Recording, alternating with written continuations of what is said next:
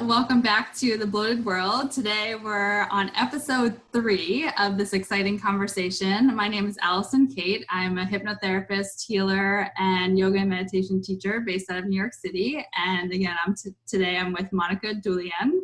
And Monika, can you introduce yourself as well? Of course. Hi, guys, and welcome back to this episode. I am a healing facilitator, and what I do for people is I help them find and resolve the psychosomatic root causes of their physical ailments in life. And I use a beautiful technique called the metaphysical anatomy technique. So that's what I do. Thank you. So, great. Today we're going to actually be talking about metaphysical anatomy specifically and talking more about the body. So we've been talking about the bloated world and the concept of all this overing, overdoing, overthinking, overanalyzing, and how that's shown up in both of our lives and how we work with clients to resolve these issues. And so we're going to talk about a lot of different topics over the next episodes, and we've decided to focus on the body first because this is where things show up. This is where we first start to notice perhaps that something's wrong, because if we don't feel uncomfortable or we're not experiencing symptoms, oftentimes we just accept that we're living the way we're living, unless they say it starts to have consequences, and then we start to pay attention. So, Monika, can you tell us a little bit more about metaphysical anatomy specifically and how it works with understanding the physical body and this bloating issue? Yes, exactly. Because where you finish your thought was, and where the body starts to really grab your attention. So, what the metaphysical anatomy does, it starts with an ailment or symptom you have in your physical body, and then tracks it down to the underlying emotions or emotional traumas that are anchoring now this painful point into your life. There has been something that happened in your life before that hasn't been resolved, a stress without resolution, either acute or accumulating over time. And when we do not process it completely and don't allow the body to complete some of the process on its own, then that problem basically is anchored in the physical body. And what the metaphysical anatomy does, it's a study of how certain physical ailments or certain organs are corresponding to the same stories, the same emotions across all people universally. Because our body is a blueprint for it's basically a reflection of how our life has been. It's the densest version of us, the densest layer of us, and it's the end product and result of everything that happened before, the emotions, the thoughts, and the non-physical side of things. So here you see the physical manifestation of it, which is basically just the end, the last bit of information that is solidified. But so much happened before a symptom or elements started raising them in the body, before we started aching and having pains and discomfort. Right. So metaphysical anatomy allows you to go back to that anchoring point without even knowing what it is, without needing to remember what it is, because we are following the emotional trail. Yeah, and for everyone listening, we're going to be lucky to get a little taste of this with Monika later in the episode. But I guess first, even though we're speaking in generalities, can you tell us a little bit about, especially when people have bloating in their guts or other places where they know their body is swollen, what do those tend to represent? The body is very metaphorical. It's almost like a poem, and it will talk to you in a very picturesque way. So bloatedness, what it represents is collection of things we don't need in one's place, just like you are becoming bloated with water or bloated with air or gas that is being produced by your gastrointestinal system. There's just too much in one place, then we cannot get rid of it. So when we are talking about bloatedness and the psychosomatics of that specific symptom, let's start thinking in terms of metaphor. What could that be a metaphor for? What am I holding on to that is a waste and needs to go? Why am I having so much of it? Okay, and when we are talking especially about digestive tract, when we are not talking about bloatedness in terms of edema, when we are collecting water in our tissues, when we are talking about gas, that usually happens when we are eating really fast, swallowing too much air, combining foods in improper ways that are just producing too much gas, and the body does not get rid of it in its natural ways. So what am I eating too much of? What does my diet consist of? And even informational diet, emotional diet, the things that I'm ingesting and taking in. Why do I want so much of it in? What is it that I cannot digest that now ferments and rots in my guts? Yep. Right? Yeah, So, thank you. So I mean, I know being that, poisoned. Yeah. right? So for me personally, I struggled with digestive issues for years, and I think there are always a lot of layers to any issue. And I know that a big part for me was stress, and stress, like literally how my nervous system was reacting as I was putting food in my mouth and as my body was trying to digest it. So I guess, can you speak a little bit to the rest and digest mechanisms and how we can go deeper into understanding how the body is dealing with stress? Exactly. And it's so worth to say right now that stress to everyone will mean something different. Maybe to some of the viewers, stress will mean fear. I'm eating with fear of gaining weight, fear of not being on time. I have to always rush with my lunchtime because my boss is gonna yell at me. There might be frustration. The stress might be a feeling of that you're losing control over your life and that nothing ever works for you. So the emotions will be defining what stress is for you. And also remember, what is stressful for me doesn't have to be stressful for you because of how we perceive our existence in our world. Right. In order for our bodies to digest food, it has to be eaten with peace. That's why we used to pray over food, to really find gratitude and slow down our heartbeat, our thinking, our breath. So we are relaxing, eating in a relaxed state of gratitude, knowing that what we are eating is going to then turn into our tissues. Nowadays, we are eating without thinking, on a phone screen. I don't even, sometimes I have clients tell me, I don't know what I ate. And I'm like, oh, one bite, it's gone, right? Slowing down to know and be aware. Yeah, I know for me, it's like, I've tried, when I was suffering the most, I tried so many different things, like blessing my food or taking 5 deep breaths before I was eating, but I didn't want to give up eating while I was doing things on the computer. So all of these like little efforts didn't make a difference, because even if I was calming down my nervous system for those 5 breaths, by the time I was flipping through pages of different web browsers again, even if I wasn't conscious of stress, my nervous system was boosted back up to that more like sympathetic, which is fight or flight kind of dominance. And I also have noticed that when I'm on vacation, I eat much worse food, much less high quality food, much less fruits and vegetables and things like that. And I digest better, and my bloating is less because I'm not as stressed. So it's really amazing how there's so many subtle layers of stress, and how when any condition, stress or physical condition, becomes normalized, we don't even realize how severe it is until we've had a little window or glimpse into, oh, this isn't actually normal, right? Exactly. Have you experienced that? Because it's so easy. We are extremely adaptable creatures, and we adapt to our stress as well. Our bodies adapt as well, because that's how we survive. And when we have chronic stress, something happening over and over again, we hating our job and going there 5-6 days a week and somehow tolerating that stress, that internal conflict of, I'm doing something that I don't love, but I'm doing it so that I'm going to have a paycheck or a status, or someone will just get off my back and stop telling me and judging me. The work is providing some kind of safety, and we are now tolerating the way we're getting that safety. And over time, we get used to it and we numb ourselves out, because that discomfort at the beginning, it's telling us, this isn't for me, but I don't feel that I have another way. We numb ourselves out. We find and assign new meaning to the stressful situation, so we are able to cope with it. Right.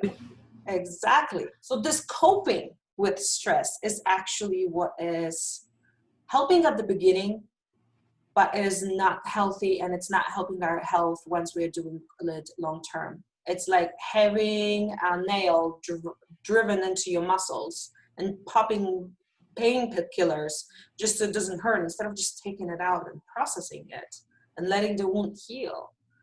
So what the body does when it starts to become bloated in certain space, either around your eyes when you're waking up in the morning, or maybe your face is puffy, or maybe you have that swollen ankles at a certain time of the day, or when you are eating, you basically double in size and become 4 months pregnant with a round belly, painful, uncomfortable. That is your body letting you know something needs your attention. Yeah. And I'm curious too what your thoughts are. Sometimes we don't consciously know a better way, and we need a practitioner or someone to guide us to what that better way is. And sometimes for some of us, like I was guilty of, we know a lot of better ways, and our ego, or there's some opposing force that still blocks us. So does metaphysical anatomy have a specific practice or thoughts behind how to deal with that conflict between listening to the body and the ego or the thinking brain, or however you might label it? Yeah, we address something called secondary gain. That is how psychology describes it. We metaphysical anatomy approaches it from a standpoint of hidden benefits. There are benefits to the situation, to the stress, to the pain that we are experiencing in our life, because it is somehow preventing worse consequences. And it is all based on our perception. There's no logic in it. No one chooses to become uncomfortable, bloated, feeling the effects of indigestion. No one chooses with the logical mind to do that. But if the body perceives that certain emotional state is uncomfortable to feel, for example, it is easier to make myself feel helpless than to ask for help, because asking for help will mean that I am weak. And now people who are lending me a helpful hand owe me somehow, because there has to be a transaction, because in my childhood and how I was brought up, there was always a transaction. Help never came without the cost. And I do not want to feel like I owe someone my life. So I will make myself feel helpless and hopeless and stay small and slow. But that is also uncomfortable to us. So to not be in the uncomfortableness of that emotion, I am now going to stuff it down, either with food, either with doing too much, constantly correcting your work, even thinking about doing. It is stuffing down the emotion that really wants your attention. Yeah. So what we do through doing too much, not drinking enough, collecting the toxins, right? And being swollen with them, toxic thoughts, toxic people in our life, toxic patterns. We are stuffing down the things we do not feel we can deal with, because we do not have the recognition of our own internal sources and resources, and because in the past it was very painful. It is so much easier to stuff down anger and feeling powerless, for example, stuff it down with food, than to actually admit to yourself that this is how I am feeling, because we confuse I am with I feel. Yes, thank you. Thank you for saying that so clearly. And I will add too that in hypnotherapy, we play with the same concept of secondary gains. Like if a pattern or a block doesn't seem to want to resolve quickly and easily, there's a reason that it's there, and why is it there? And I know, just going back to the example where I was eating at the computer and still working through every time I was eating, there was multiple sort of secondary gains to that, from the very surface level being like, I need to get work done so that I don't have to work another hour at night. I can get to go to sleep earlier, to feeling like I can't stop working because I need to keep accomplishing and I need to keep proving myself. And so there are always so many layers, and oftentimes it can be very hard to get to those deeper layers until you really explore the subconscious mind in either kind of modality. Exactly. Yes. So now would it be a good time for you to lead us just in a couple minutes of, so, you know, for all you viewers, this will be an amazing taste of what it's like to have Monika guide you into what it's like to experience your body on subtler levels, to get the messages from your body. And then that's powerful information to go as a place to go from. Exactly, because each and every one of us can read this information from the body. You don't have to have the body yell at you through pain and discomfort. Just pay attention to what it wants to tell you. In order to listen and get this information from the body, we have to get ourselves into playful state, basically playing pretend, like we are children and going to imagine that stuff is happening. So when I am guiding you through this exercise, imagine that it's true. Imagine that you are all of a sudden a 5-year-old picturing these things in your head. And the more playful you feel, the more imaginative you are, the easier it will be to read this information. And please also note that whatever is going to come through for you will not be literal and logical. It will be in a told to you through metaphors, images, almost like you are reading poetry or listening to music or looking at the painting. How does that information that comes through making you feel? I'm going to look for emotional components to it. So let's go to the bloated spot or place in your body. Maybe you do not have bloatedness around your stomach area, but you are, for example, lately waking up with a bloated face, puffy face,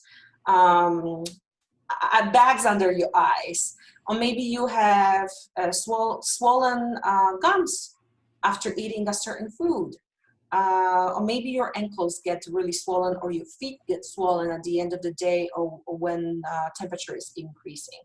Let's go on to that part of the body. It will be awesome if you can close your eyes. That's easier to imagine stuff when we have our eyes closed. So before we do that, let's just take one breath in and out. In your mind's eye, imagine that part of the body that is bloated, that is swollen and bloated. And imagine seeing it, just observing it. And also know somewhere in your mind's eye that there are cells that are basically making up this organ in your body or space in your body. And we're going to imagine that we are communicating with the tissues there. Or maybe with the sensation of bloatedness, whether it's gas or extra water collected in the tissues. We're going to ask this part of our bodies, how do you feel? If there was an emotion stored in this bloatedness, what emotion would it be? Imagine yourself going there and paying attention. Not that you were thinking an answer, trying to feel it from the body, but paying attention. You cannot get a name from the sensation and emotion, but you kind of sort of get qualities of it. Maybe it makes you feel constricted. Maybe you have that feeling of heaviness, like being punched. Maybe there's heat in that place. Maybe that place just feels very, very lonely. Maybe you can even imagine a texture or color, and it comes to you very easily. Connecting with that sensation. And if you get textures, images, sounds, or even colors, ask that information. How do you feel?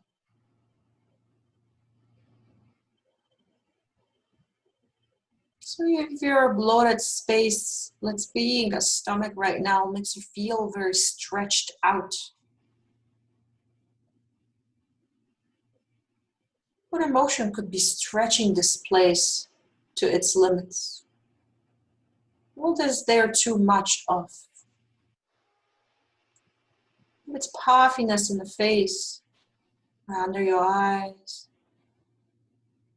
imagine asking it, what is collecting in the tissues here? What emotion is filling the space between my cells? and doesn't want to go away. And you might be getting some very intense emotions like humiliation, fear, judgment, maybe even resentment or bitterness. All you have to do now is pay attention to it. You're going to start noticing that the more attention you pay to this place, the more it changes, gives you more information, shows you more images. And your body starts reacting a certain way. And when you do not resist the emotion that is in that place in your body, it lessens, becomes less intense. And when you find this emotion, 2 or 3 even, when you come back in the moment, not now, but when you come back, start asking yourself where in your life you're feeling this way and who or what is making you feel like this. Remember, with awareness comes ability to act.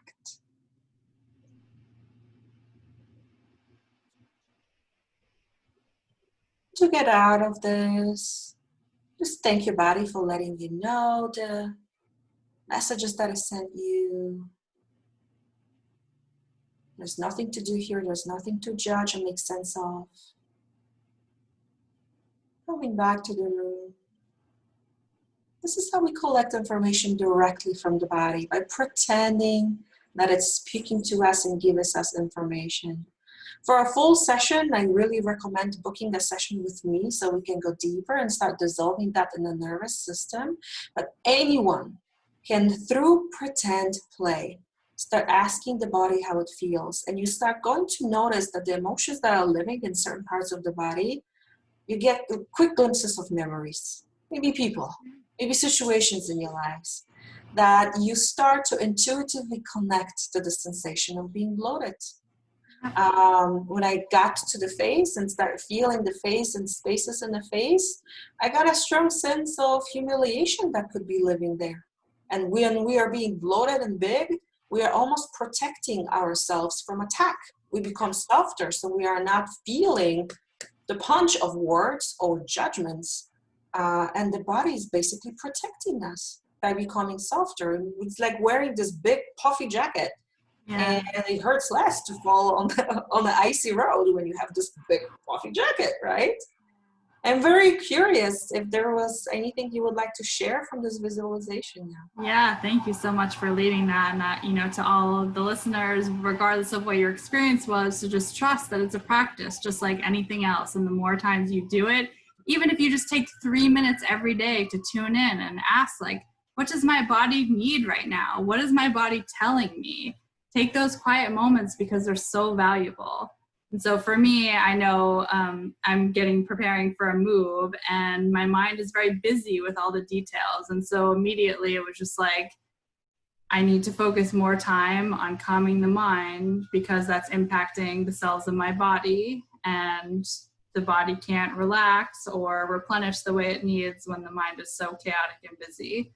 So that was my big takeaway for today. And every day it's different, which is a cool thing too, that we get a lot of, patterns can arise, of course, and we get the same things over and over, and every day can be different. And that's fascinating. Our bodies always have messages for us. And the body is so wise. So thank you. I'm really grateful that you led us in that. And we can, in other episodes, we can keep adding practices, other kind of practices that allows everyone to just get little tastes of what we do and what we offer and what we're excited to share with the world, because it's all right here. Ultimately, even if you pay for sessions, you can take that and do what you want with it. It's free because once you learn the techniques, they're yours to play with. Exactly. And that's powerful. Yes. So is there anything you skill? I just wanted to say that this is not something special you're learning, something magical. It's just remembering that you have that skill, remembering that you can talk to your body, basically going back to the roots. Yeah. Awesome. Is there anything else you'd add for homework or anything to say this week? Homework. I love that. So what I would like to do is invite all of you when you are feeling bloated, especially in the stomach area, when the hands are not fitting nicely and they get uncomfortable after eating or in the evening. Do what we did just now and ask the tissues, or maybe also the gut, the actual intestines, what is going on? And ask yourself, have I been eating and consuming in a state of peace and relaxation? Or am I basically like a factory, a line assembly, just taking stuff in because I am used to it? Am I paying attention to what I am eating, how it tastes like, what the experience of eating is, to start to hear my body's language telling me whether or not this food is what I need right now. Yeah. Going down and taking that cue of discomfort to go in and inquire, instead of being like, oh my God, I'm getting bloated again, what's wrong with my body, and popping a Tums. That's not the time to do it. Let's use it as a practice of going in. Let's use that discomfort to become aware. Awesome. Thank you. So all your viewers, you know what you can practice this week. And next week, we'll be back for episode 4, covering another component of the bloated world. So thank you all for tuning in. Thank you so much. Bye. Bye. Bye.